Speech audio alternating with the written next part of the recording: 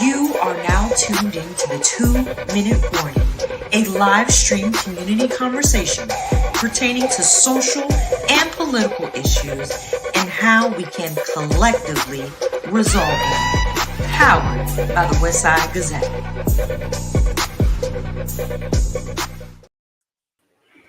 Good evening and welcome to the 2-Minute Warning Show, brought to you by the Westside Gazette, Broward County's oldest and largest Black-owned newspaper. We got a very special topic tonight that we're going to dive into. We won't have our usual current topic events discussion. We will just get into the show. We're waiting on one other guest to join us, and while we wait, we'll just have the guests who are on the screen right now introduce themselves. I guess I could give you the topic of the show, and it's the same conversation that's going around social media. Every sports channel that you turn to, every news channel will say something about it because it's just that type of conversation. It goes beyond the bounds of any athletic program.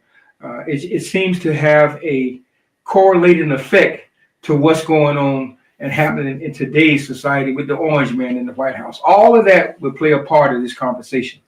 So I won't take up any more time. I'll start with, and I know each one of these panelists personally.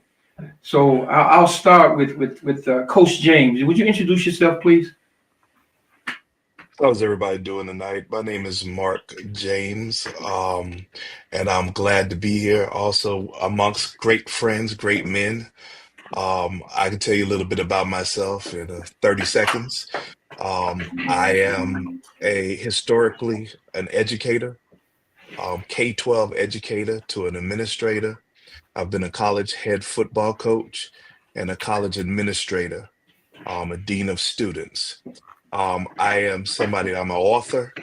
The type of books that I write about and what I speak about is about Black liberation and self-liberation and education and how important education is in that struggle. And that is my elevator speech. Okay, very good. And then our next guest, I met him a couple of years ago. Again, a very profound and a true soldier for the cause. Dr. Scott, you want to introduce yourself? Thank you, Brother Henry. I appreciate it. Welcome, Brother James. Love the work that you're doing. My name is Dr. Kevin Scott. I specialize in mental health. I specialize in trauma, especially when it relates to African American males, but males in general, but specifically African American males. My background is in the military. I am a former Marine of the Persian Gulf War and have been in that space as well. So we're talking about not only the mental wellness, if you would, of just Black males in general, but we're also talking about the mental wellness of our veterans across the board. I'm also a published author. I write from the perspective of rebuilding, putting your pieces of your lives back together, because so many of our Black men have become fragmented due to the vicissitudes of life that show up, and I am no different. And that is my 2-minute elevator speech. Okay, great. I really commend both of you brothers for what you do and the amount of passion that you give to what you're doing. And like I say, I know from firsthand experiences. And so I'd like to say welcome to our viewers, and let's get right into it. But before we do that, I want to just show probably a 30-second clip of a video to get us going into our program while we await our next guest that's coming on. He's having some difficulties.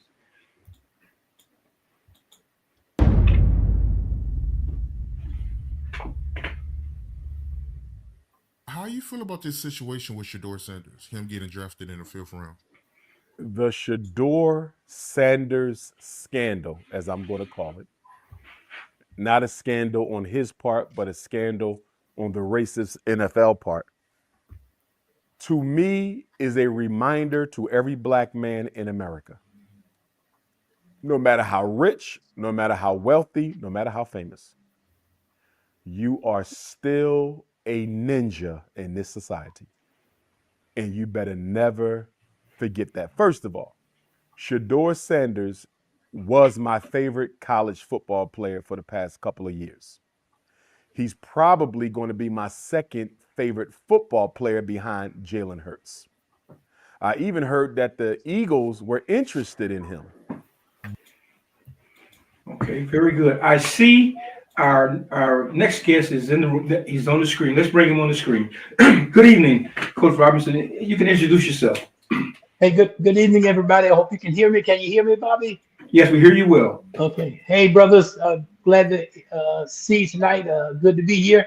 Had a little trouble getting in, but I'm interested in this conversation. I looked at my article and I wrote about a full page and probably about 20 lines more than I should have. But it's a very interesting time to be an American in America under 45, 47.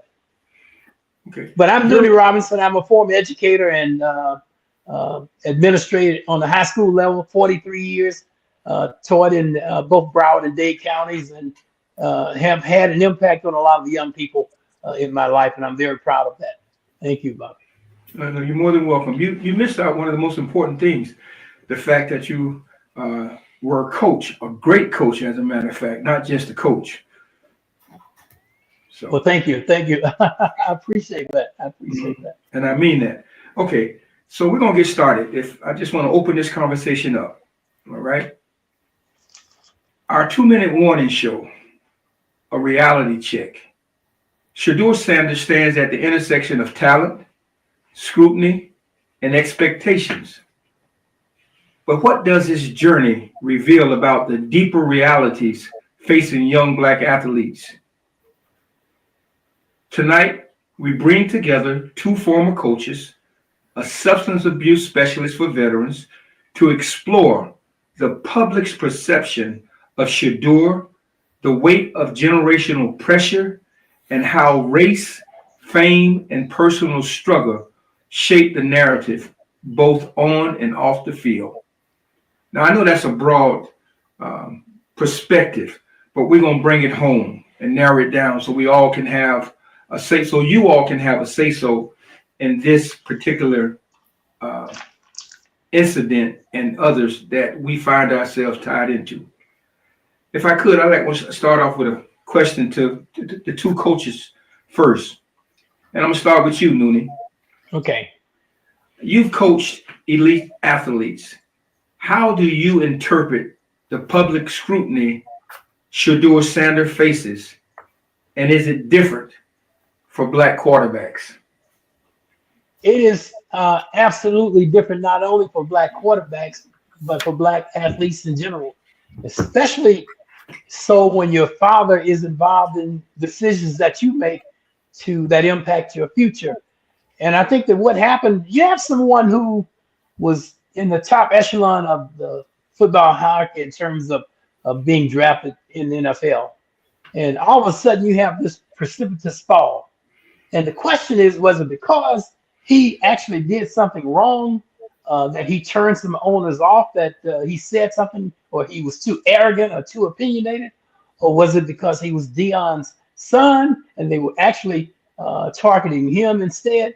Whatever the consequences were, or the impact of his actions, they should not have impacted the precipitous drop in the draft as it did. How do you go from being first or second or third in the draft order to being drafted in the 5th round after a previous quarterback who was not as talented as you and played on an inferior team was drafted ahead of you? To me, that was adding insult to injury. So I think, Bobby, to answer your question, basically what it says to us is that as Black men, you have a place, and your place is in the back of the line, and you keep your arrogance and your opinions to yourself, and you do as you're told, and what we tell you to do, and not what you want to do. And that's what we have to understand as Black men. We've got to overcome that kind of thinking. Mm-hmm. And Coach Dr. James, same question.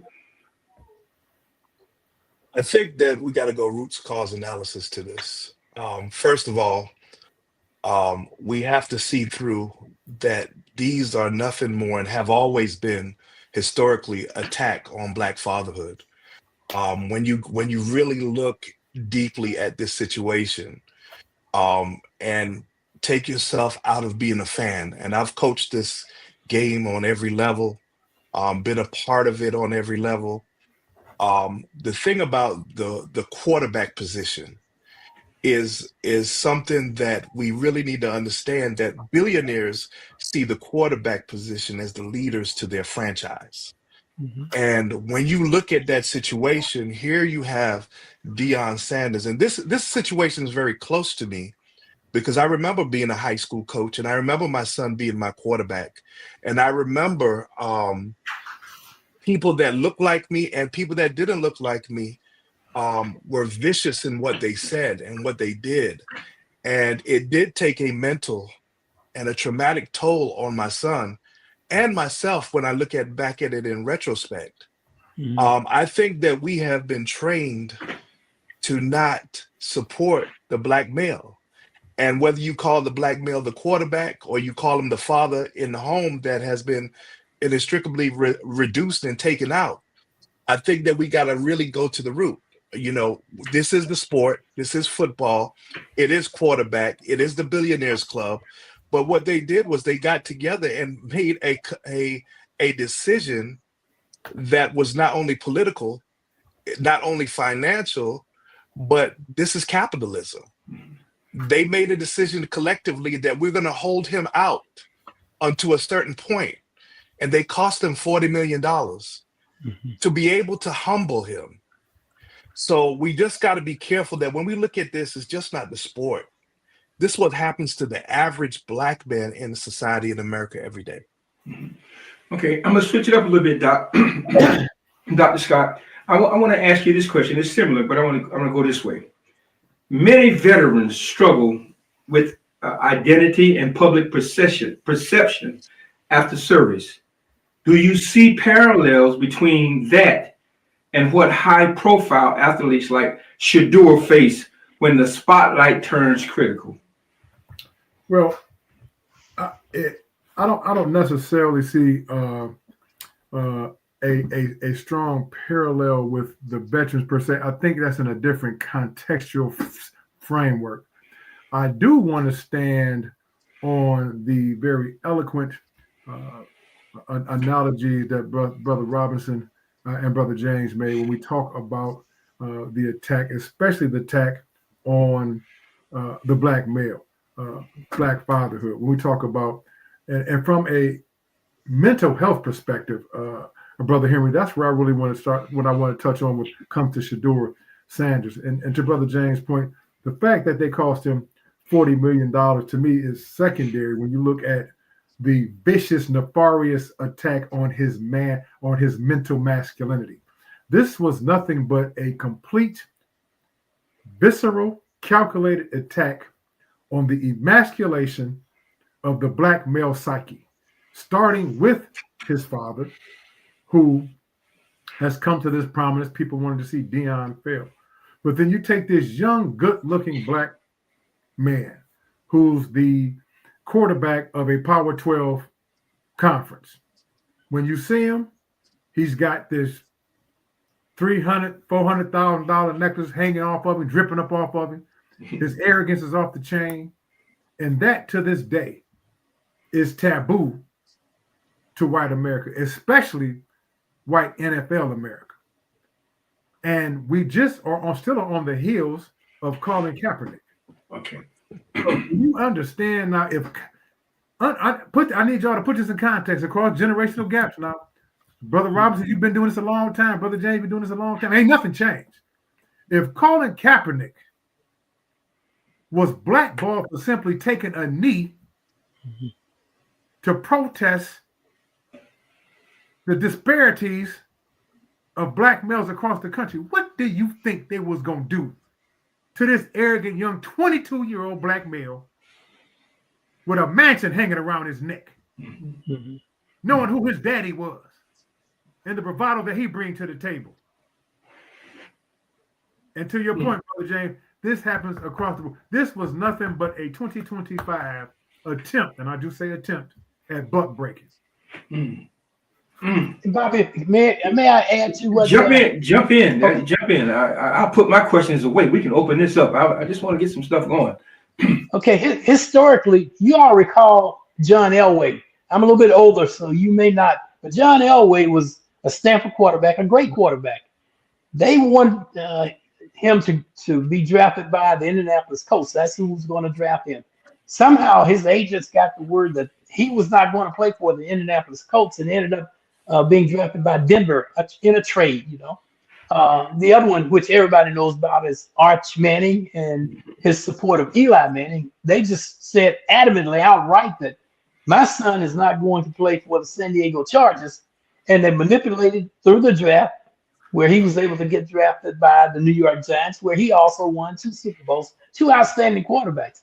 But do you understand how they were given a pass like it was not a big deal that they could advocate for their sons and try to put them in the right situations so they can be successful? And Dion simply did the same thing, but for some reason, as black men, we don't have the right to do that. I just find that terribly unfair, and it just goes back to what this country has been about for a long time, and people don't want to admit it, and they want to make up all kinds of excuses as to why things are pan out. They talk about money and that kind of thing, and that's true. But racism, to me, gentlemen, is one of the biggest problems in this country. So many things happen because of racism. If you didn't have that, you could solve almost any problem in this country. Okay. Okay. I'm going to a show that came on this morning, Black Press, Let It Be Known. During that conversation, one of the commentators, I think it was Nellie Anderson. Nellie Anderson brought up what Hall of Famer Chris Carter when he said Shedeur Sanders needed to be taught a lesson. Now, she said that comment was in line with stay in your place language, arguing that it reflects a deeper issue of control and systemic racism. Dr. Scott, what's your thoughts on that? I think that there's some validity to that at various levels. To Brother Robinson's point, when we talk, and before I even get into that, I want to go back to what Brother James said as well, because I think people gloss over that because there is a stereotypical narrative being written about black males as fathers and or lack thereof of their involvement in their children's lives. Now, here you saw every Saturday Deion Sanders lead not only a football team, a Power 5, and we'll continue to say that now, but also his 2 sons onto the field, along with the Heisman Trophy winner and Travis Hunter, who viewed him as a father. So this man, day in and day out, is pouring in to young black men, not just his own sons, but he serves as a surrogate to these other black men. This challenges to the core of what is perceived of black fathers. Now, the 4 of us know that we have tremendous black fathers in the black community. We know that. But sometimes those of us that don't look like us, the only time they see an individual, a black man with his sons, the narrative is always in the negative. So when you have Deion every Saturday interacting with his sons in a positive manner, that scares a lot of people. To Brother Robinson's point, racism is alive and thriving. And not only that, both of you being phenomenal and staunch advocates over the lifespans of the student that you've taught. Think about that. Think about the fact that, to your point, Brother Robinson, being able to dictate where you're going to go. They said Shedeur was arrogant. I believe it was Coach Dable for the Giants said that if anybody wanted to understand why he dropped so serendipitously in the draft, it was because look at his interview. It was horrible. Stop it. Mm-hmm. I don't care how bad you interview. The NFL has always placed talent over priority, always placed talent over ethics, has always placed, they've always made provisions and circumvented the system when it came to talent. Mm-hmm. The NFL is replete with that. So don't tell me because his interview was bad. This was intentional. This was an intentional, to your point of saying keeping them in this place. This was intentional, and you don't even have to be a Deion or Shedeur Sanders fan and feel some kind of way. I know people who don't like Deion or his son, but still feel this touched them, hit the nerve on them in a very, very visceral manner. Chris Carter bought into the okie doke when he made those comments about being Shedeur's fault because he didn't go to the combine, or because he didn't participate in the Senior Bowl, or because maybe he was lackadaisical in some interviews.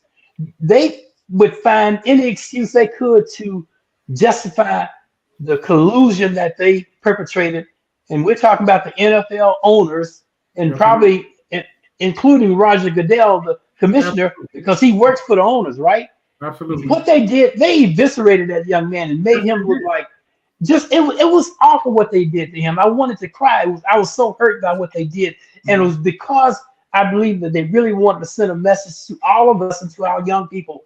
And we can't let that happen, gentlemen. We can't let that happen. Coach James, I see you there pondering on the thought. I remember reading something you wrote some time ago about these athletes that get caught up in this system. What's your thoughts right now? And I see your wheels turning.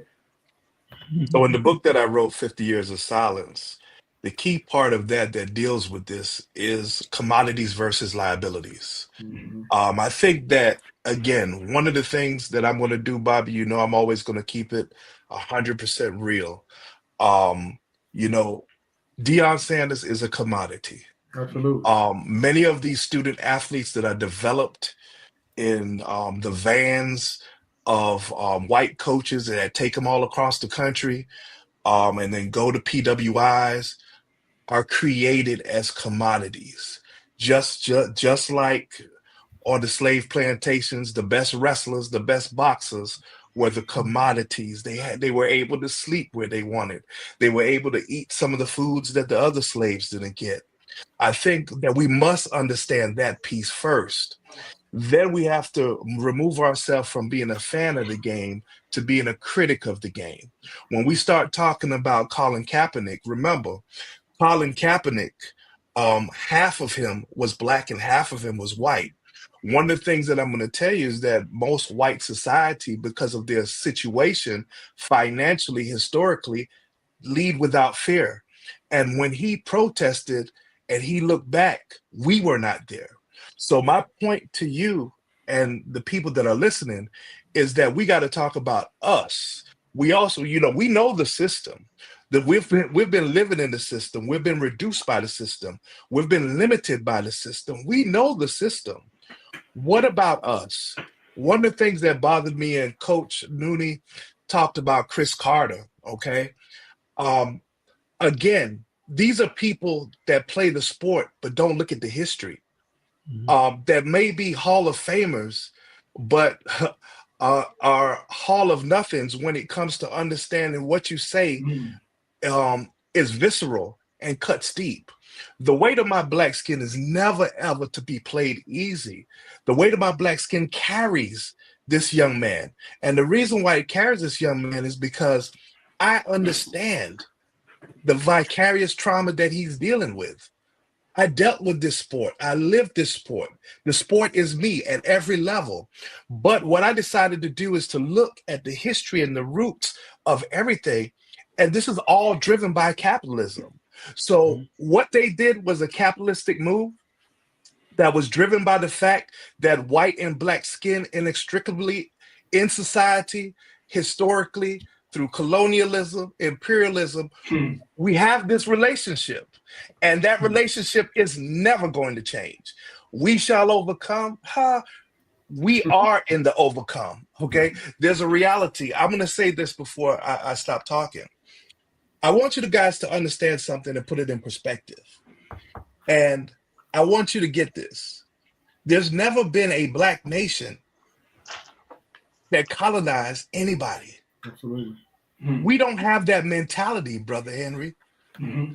So what I'm saying is everything that they do, it was a public emotional lynching, to put him in his place, and now, boy, play and be quiet. Shut up and dribble the ball.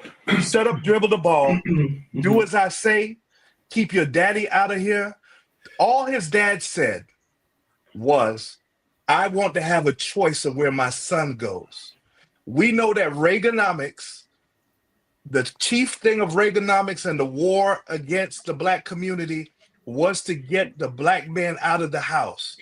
Deion Sanders, week after week, showed you he coached his sons in high school. Excuse me, let me back up. He coached his sons in Little League. He coached his sons in high school. He had the decision of where his son was going in college and helped HBCUs spawn something now, which is still going. And then he took his son to a PWI and coached his sons. That, my friend, is a hero. And I have to stand with him as a black father, and I appreciate what he did. Okay, look, okay, now with all of this happening, what role has the media played in all of this demasculation? Are you asking me that question? I'm asking anybody that want to answer. Well, since my saliva is still going on. First of all, it's all about the media. The media controls the narrative. Let me separate this. Let me separate the media. Let me do this. Okay. You have the media, and Right. you have black-owned media. What role does the media has played into this demasculation? The media has played the role that they need to play in a capitalistic society. There's a narrative that is always out there. And, you know, I was just out of the country, and one of the things I was doing, I was sitting and I was thinking, I said, sometimes, many times as a people, we feel the rain but don't see the storm.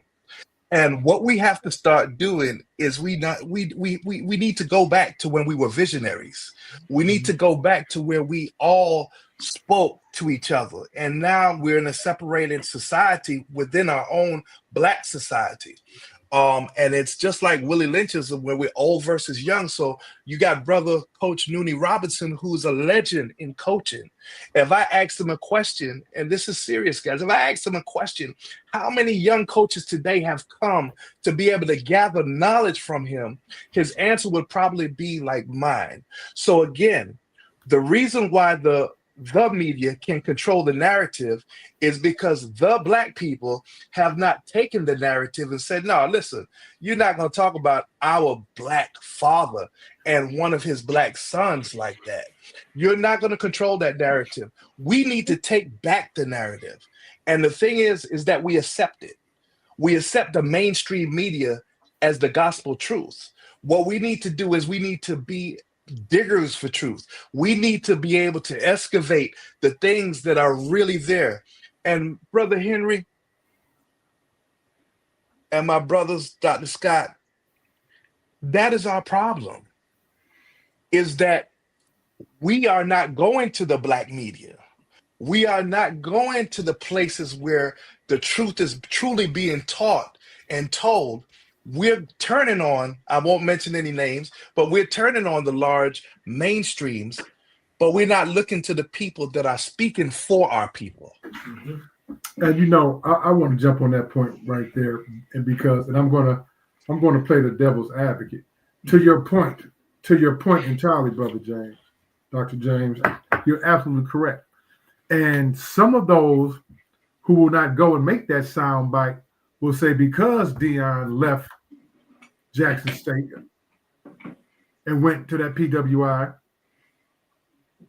that he's getting what he deserved. Mm-hmm. And we have those individuals who feel, I'm talking about, that look like me and you, that say he was too arrogant, too brash, that Shedeur was too arrogant, too brash.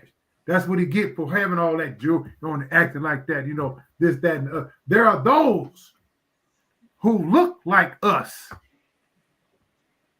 who promote and promulgate that narrative that you talk, that we need to thwart by any means necessary. So now we've got this extremely nefarious dichotomy of internecine hatred Going back to you mentioned the Willie Lynches earlier, we have that because now look at how he's living. Look how it turns into a very, very, very ugly internecine debate. And when you talk about Brother Henry, who controls the narrative? The same people who always control it. Because we always need a bad guy in America. You always need an enemy in America. You always need a point to rally around and point the finger at in America. And we all know that for the longest, since we got off the transatlantic, both off the transatlantic slave trade, that great diaspora, that enemy has always been the black male. Okay. That's right. Now, Bobby, to answer your, Sure. let me just jump in for a second. Sure. The media is the conduit to the narrative that Shedeur is responsible for his own situation. All you have to do is listen to the people on ESPN. The very next day, and even before, they talked about the things that these coaches and observers and people said who did the evaluations, and they just carried that narrative to the public, and the public believed it. We know it's not true. Shedeur was one of the most competent quarterbacks in the country in terms of passing percentage, touchdowns, leading his team. He held the ball. Sure, he has some flaws, but he had those flaws, and they probably came out because he was playing on an inferior football team, and he led a team to a 4-7 record, a moribund football team at that.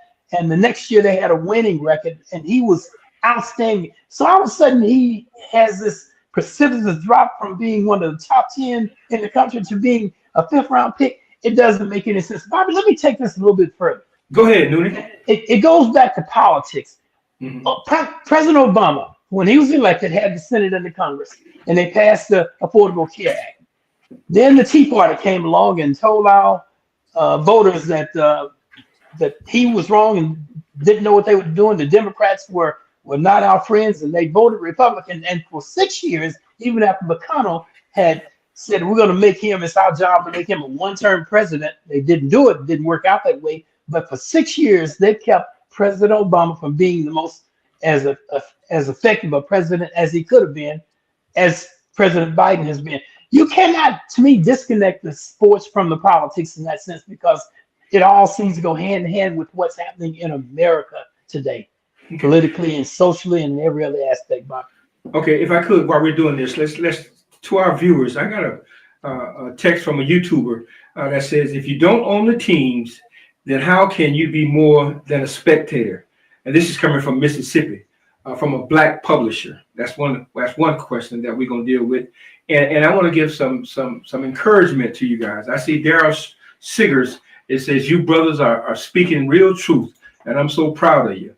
You know, so viewers are tuning in, and they have comments to be making. So evidently we're on the right track. So if we could answer that question, the one that talked about, if you don't own the teams, then how can you be more than a spectator? That one, if we can deal with that, and any way you want to handle it. How did we get freedom during slavery, shadow slavery? Mm-hmm. We snitched on each other. We distrusted each other. There's a law that said if you reported a slave insurrection, that you would be able to gain your freedom. That is ingrained in the very fabric of who we are. Again, even though I'm going roots cause analysis and I'm speaking about capitalism, I'm speaking about how white society views the black male in the house, I will never, ever leave the fact of what I can change, control the controllables. How do you control the controllables? You got to talk about your skin, our people, our division. You see, for a long time, I try to avoid the reality of that in my life. I remember being a head football coach in high school, right where you guys are from. And I remember having long dreads on my hair. And I remember Brother Robinson's laughing. And I remember wearing a backpack. And I remember people using words like, he's militant. He's this. He's an angry black man. Mm-hmm. But all I was trying to do was lead 100 young, virile black men to a point that we could come together as a unit. Again, while we talk about America, we have to talk about our skin. Are we ready to come together? Are we ready to answer that question as a people? Again, we have the ability, Bobby, to control the narrative because the narrative is the skin we own. So I've been there. I've had coaches come to me and said, if you cut your hair, you'll get a college job. People I respected, people that I loved. How hard is it to be a Black man in America? When you're raising your family, you're doing all you can, and then you're raising 100 kids a year on the side, and you still have to prove that what you say for your son is right? How dare these Black journalists get on this mic and speak about Black fatherhood when many of them, because they're commodities, have non-Black women in their lives? See, we got to be honest and we got to be truthful. And in this conversation, the only thing that will ever change is time. But we got to be able to input the truth in it. So yes, as I said in the beginning, the fact that slaves were granted freedom hundreds of years ago by snitching, I use that common term, snitching on each other. That's why there was only 4 real slave insurrections, by snitching on each other. We've got to change the narrative. I love Shedeur Sanders. I love his cockiness. I love the way he throws the ball. Why not? I love the fact that he had no offensive line. He took those hits and got back up. Why can't we look at these things as, you know what? This is the true struggle of the Black man in America. And through all of that, because he's confident, that makes him arrogant, while it makes other people strategic. Coach James, you said something that reminded me of a poem by Maya Angelou. It says, "Still I Rise." And she used the fact that her haltedness, the fact that she got gold mine between her thighs, so when that's equated with the Shedeur Sanders and what he has endured and what he has going through right now, still he rises. Now, some of the coded criticism that I'm understanding, that I'm hearing, it is, boy, stay in your place. You don't belong here. And Dr. Scott, from your perspective, how damaging is what is being poured on or dumped on Shedeur right now to society and those who are coming behind him, young Black athletes? Well, I think we just need to keep it in the here and now. Let's not even talk about to those who have to stand on his shoulders, because this is nothing new. But I do want to talk about that, and I'm glad you brought that up, because as I was watching this nefarious NFL lynching, if you would, take place of this young man mentally, if you watch round 1, they're at the home, families gathered around, they're waiting, anticipating, everybody's jovial, everybody's happy. His name doesn't get called. Okay. Didn't expect that, but we know it's going to be called in round 2. The next day grows around. You see Shedeur, he's still engaged, popping off, doing what he does. Name didn't get called. And for full transparency, I am a diehard Steelers fan. I just knew if he was going to be sitting there when we came around, in the position we in, we was going to, Coach Robinson, Coach James, I just knew we was going to take him there. Come on. But we didn't grab him. And then once we get into round 3, you watch the nonverbal of this young man. And you mentioned it, Dr. James. Whenever you have been mentally emasculated by society, whenever the weight of your Blackness begins to hang around your neck precariously like an albatross, and now you got to justify you being Black and talented, but you can't speak out. So now you got to speak to your nonverbal. And as I watch this young man's nonverbal permeate his very being. When I watched him mentally tormented by the fact that his name had not been called yet, but still he had to wear the mask of this strong young black man. Round 4 comes around. And I watched his brother, Shiloh, stand next to him so he didn't feel abandoned, to let him know I'm riding with you because you my brother. Still, you could see it in his eyes. But I can't show no cracks in this veneer. I can't show you that as a black man, I can feel hurt and pain and disappointment, rejection. Then finally, round 5, his name is called. And you see the happiness, the ebullience in him. That was it joy or was it tears that wanted to come from his eyes? Because he was so elated that his whole blackness and his manhood was still intact. And he held on with every fiber that he could. So what I watched not only was a disgrace from a football perspective, but from a mental perspective, from a traumatic perspective of the black male that we endure every day, it was disgraceful. Okay, let me do this. Okay, how much of what we call arrogance in young black athletes is actually confidence shaped by survival? Dr. I can take that. Go ahead, Nunnie. Yeah, go ahead.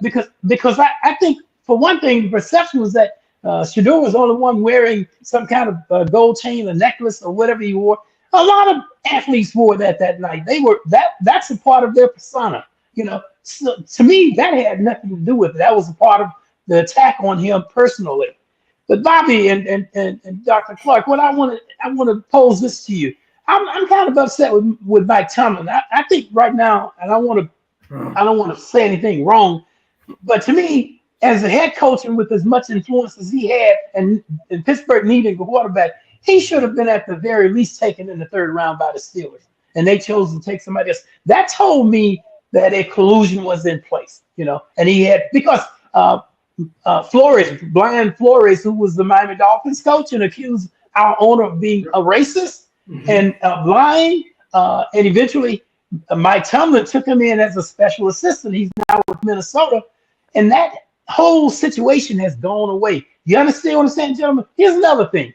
How many black owners do we have in the NFL period, or in professional sports period? And think about the movie industry and Bill Cosby's son and what happened to him when they were trying to get a television network. I don't know if it's true or not, but his son was killed supposedly based on a robbery. Doesn't make any sense. So we have to educate our young men, and we have to make them understand that there's life after football. How many of our Broward and Dade County athletes have had wonderful careers in the pros, but have not gotten together and tried to build something together in the community, build housing, or try to form enough of a partnership to form a team? Until that happens, Dr. James, my brothers, we're not going to have the power that we need to call our own shots, which is what the public is asking. We don't have that power, and it's sad. We have Black Americans who are millionaires and billionaires, but we don't have the power to make decisions that will impact our race generally,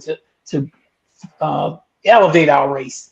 That's what I believe. We don't have the power, Brother Robin. You're absolutely right. I'm glad you didn't ask that question, because I was so hurt behind that Steelers not taking that pick.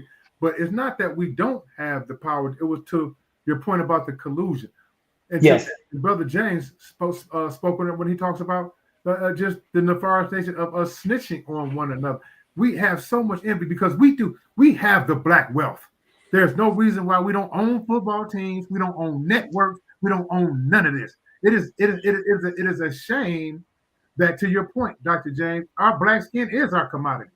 We are a commodity. The things that we can do, the things that we do, not just in sports, but across the board, we are a commodity. There is no reason why with the black wealth, and we know who they are, we ain't got to call our names out, that we don't own these franchises. Why we don't have our own football league, basketball league. We got the money. Why don't we have it? Why don't we have it? Let me say this. I know I proposed this to Coach Robinson and Dr. James. what can we do to bring our students back to HBCUs, where they're supposed to get that groundedness that will give them a protection, an armor, if you will, to protect against some of those ills that are out there. So I'll jump on that one. Again, when you look at historically and you think about COVID, during the COVID time, the country was in crisis. There was a lot of different things happening, but there was a lot good happening. HBCUs came on the forefront. You turn an NBA game on, and the word HBCUs, Black Lives Matter, came up. That wave came and left. In that time, it was a great time, an opportunity for Black America to be able to sew back in to those things that we've sold out. When it comes to HBCUs, one of the things that has happened is that we had a moment in time. Dion was here, everything was moving, but now they have NILs, name, image, and likeness, and people are bartering contracts for high school students before they even graduate. So now HBCUs have become a junior college for many of these athletes. Many high school athletes will go to the HBCU, but will transfer with that film after the first year. So that level of traumatic wave is yet to be fully felt by HBCU athletic programs. But if you look at the CIAA, if you look at the SIAC, their talent level is way lower. The MEAC, the level is horrible. Okay, the reason why is because they're getting one and dones. They're getting people to come 1 year and they transfer to the PWI so that they could get the NIL contract. So I think, to your question though, regarding HBCUs, I'm going to say something that's maybe painful to some of you, but it's honest and it's truthful. One of the things that I have thought about and I've studied in my research is that often what we produce, we don't consume. Many times our HBCUs are looking to consume PWI products. And when you start consuming yet which you don't produce, it is the recipe for failure. And again, all that is a breakout. If you ever remember reading a book called The Pedagogy of the Oppressed by Paulo Freire, when you start talking about oppression, and this ties everything into the conversation, right? When you start talking about the circle of oppression, when you get to the point in the circle where you reach emancipation, you have a choice, Bobby Henry. You have a choice. Your choice is either one or two things. Your choice is, do you face the people that oppressed you and ask them the question, why? Or do you oppress those who look like you because now your success overwhelms them? So again, everything is connected, from the NFL and what has happened to Shedeur Sanders to our historical situation with our HBCUs. Yes, Bobby Henry, if HBCUs do not consume yet which they produce, if they produce talent and yet they can't be their presidents, if they produce talent and they can't be their head football coaches, if they produce talent but they can't be their head basketball coaches, when they're finding PWI food to feed themselves rather than feeding the fruit that comes off their tree, that is not the recipe of success. So when we speak about saving HBCUs, it's no longer financial. It's theoretical. It's theoretical as in, do you want to be saved? It's like the man on the bank with the river running by him. One step and he goes with the river. One step back and he's got to go back up the hill and try to fight his way up. Does he want to be saved? So our HBCUs, while they're dear to my heart, 31 years invested, we have to consume what we produce, because the people that don't consume what they produce will fail. Okay. One of our viewers asked, what is PWI? Predominantly white institutions. Okay, we're gonna do this right now. Here we go. We're gonna have a lightning round here. These quick questions and just anybody can answer. Question one: what's tougher, pressure from media, pressure from fans, or pressure from family? I think it's pressure from family because too often the families are in need and need financial assistance. And I will say quickly, Bobby, if you look at the ACC, the SAC, they are predominantly Black in composition in terms of football, basketball, and probably even track and field. And so we have lost a lot since integration, to be honest with you. I'll leave it at that. I'm talking about that, and I want us to try to change that narrative. Is Shedeur overhyped, underappreciated, or misunderstood? I think he's misunderstood. I don't think he's overhyped. I think there was some limitations, and everybody knew that coming in. He didn't have the strongest arm, we knew that, but his accuracy was off the chart. His football IQ was off the chart. His daddy's a Hall of Famer, so it ain't like he doesn't know football. So to say that he's overrated, I think is asinine. He may not have met some of the metrics, but they knew that coming in. So I think misunderstood. But when I say misunderstood, I'm gonna put this in another broader context.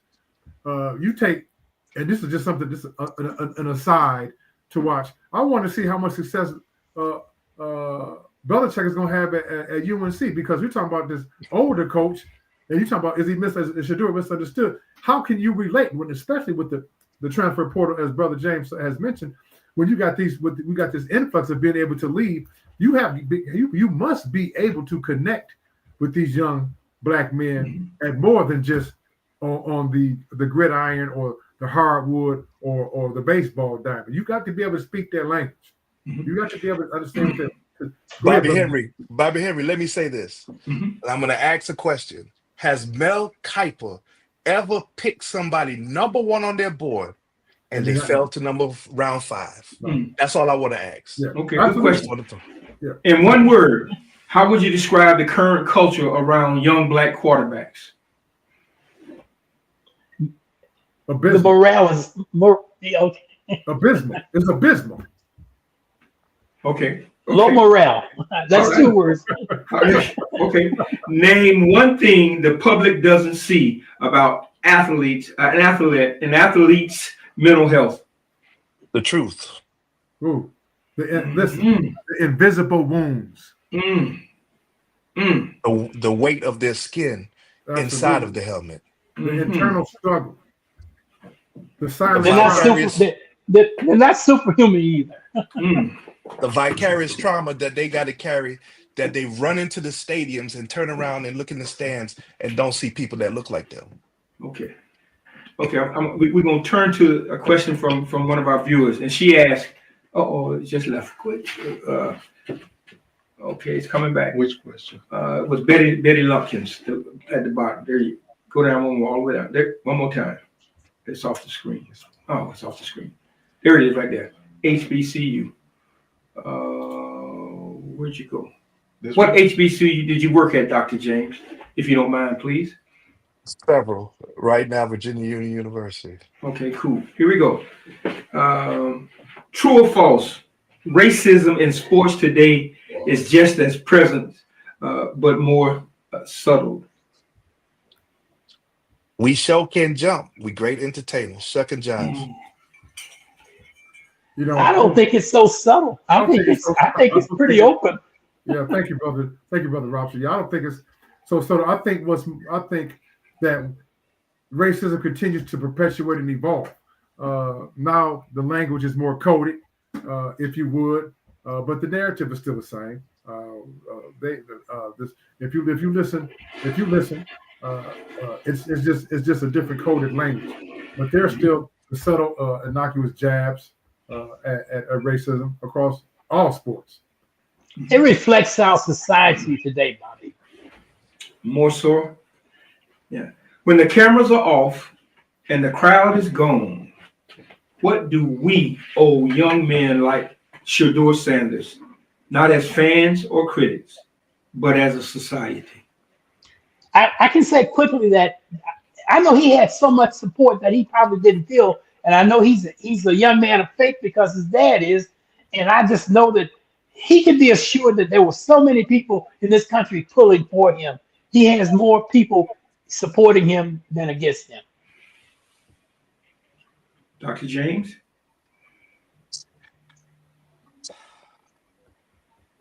Again, it's that level of vicarious trauma that he's got to deal with. What hurts him is not the people he expects to be negative toward him. It's those who he embraced that look like him. Dr. Scott? I think for me is him knowing who he is without the pads and the jersey on. I think once as a black man, when you know who you are, when you take off that uniform, when you don't have that number in your name on your back, that's when you know who you are, because the cheers are going to stop eventually. It is how and who you are after that.